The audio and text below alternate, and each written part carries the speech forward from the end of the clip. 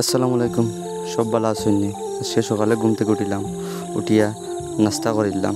নাস্তা করিয়া আটি রানা দিলাম আমার গাড়ি বাহরাত যাওয়ার লাগে।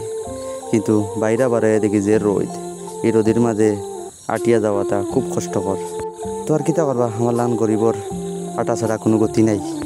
আটি আইয়া গাড়ি লইয়া বারইয়া আইলাম আমরা স্ট্যান্ডও আইয়া গাড়ি থইয়া গেলাম কি জুমানোর দোকানও গিয়া ফেনের তো নিচে বইয়া ঠান্ডা হইয়া প্রায় 2 ঘন্টা পরে টিপ পাইলাম। টিপ লইয়া আইলাম গোলাপগঞ্জ আইয়া আশিদালের সামনে ফেসিন্দার নামাইয়া দিয়া আবার রানা দিলাম আইলাম আবার স্ট্যান্ডও। প্রায় 1 ঘন্টা পরে একটা রিজার্ভ টিপর কল আইছে। এলে গেলাম কি পেসেঞ্জার বাড়ি গাড়ি অনেক তুইয়া পেসেঞ্জার লইয়া অপেক্ষা করি। পেসেঞ্জার লইয়া আইলাম না রাফিং ও মাদ্রাসাত। এই মাদ্রাসা শুনছি পড়া দেখা খুব ভালো হয়। এরপরে ছাত্রীন্তর লাগি আলাদা বোর্ডিংয়ের ব্যবস্থা আছে। সব টিপ শেষ করিয়া এখন যাইলাম কি বাড়িত। খুব বেশি গরম লাগে, আবার খুব বেশি খিদাও লাগছে। খাওয়া দাওয়া পরে একটা রিজার্ভ টিপর কল আইলো।